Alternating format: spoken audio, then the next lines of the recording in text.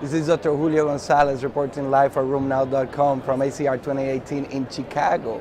And today I want to talk about a couple studies that have been presented, novel treatments in the field of spondyloarthropathy, specifically in psoriatic arthritis first, and then some on non-radiographic axial spondyloarthropathy. So first I'm going to talk about two small molecules phase 2 studies. The first one is a study on a TYK2 inhibitor. So it's a selective TYK2 inhibitor in psoriasis, actually, not psoriatic arthritis.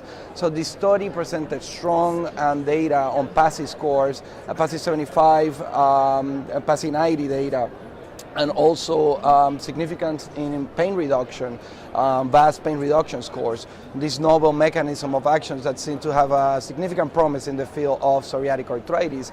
Most impressive was that there were really no safety signals seen in terms of serious infections, DVTs, and really zoster lab parameters were also within normal range. So sounds like it's going to be kind of a pretty safe alternative down the road for patients that are suffering from complications such as serious infections. The data needs to be seen in psoriatic arthritis, but it's looking pretty well as what was seen in psoriasis. The other study I want to talk about is another phase 2 study.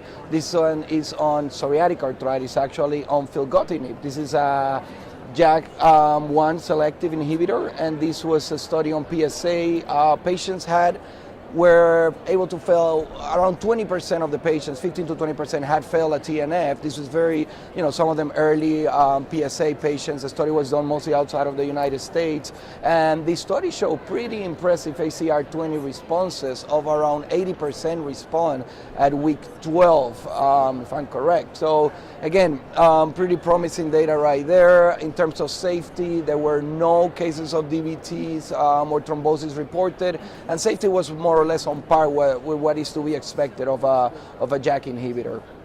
Third study I want to talk about is a study on bimekizumab on psoriatic arthritis. This is a IL-17A and F inhibitor. So basically we're blocking both A and F, or neutralizing both A and F, IL-17, A and F.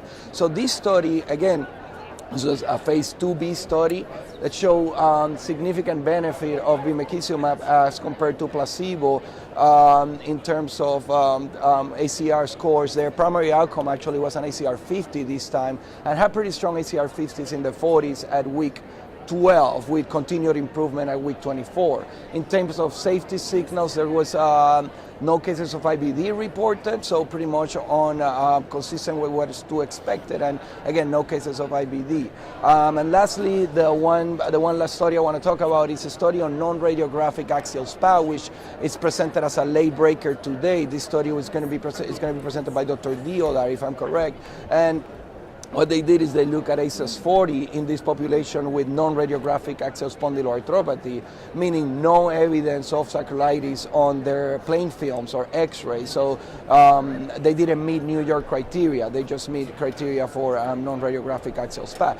These patients had significant benefit at week 12 and at week 52 as compared to placebo, with what we see in ACES40 scores in the 40s in the treatment arm, with certolizumab, which actually was a medication that was being used, Cimzia, versus 7% in the placebo arm. And this carried on to week 52. There was also pretty neat data that they presented on absenteeism from work, and you could see the number of absenteeism reduction over the time of the study. So certolizumab sounds like it's going to be a new target in patients with non-radiographic. It's an old drug with new indication in patients with non-radiographic axial spondyloarthropathy.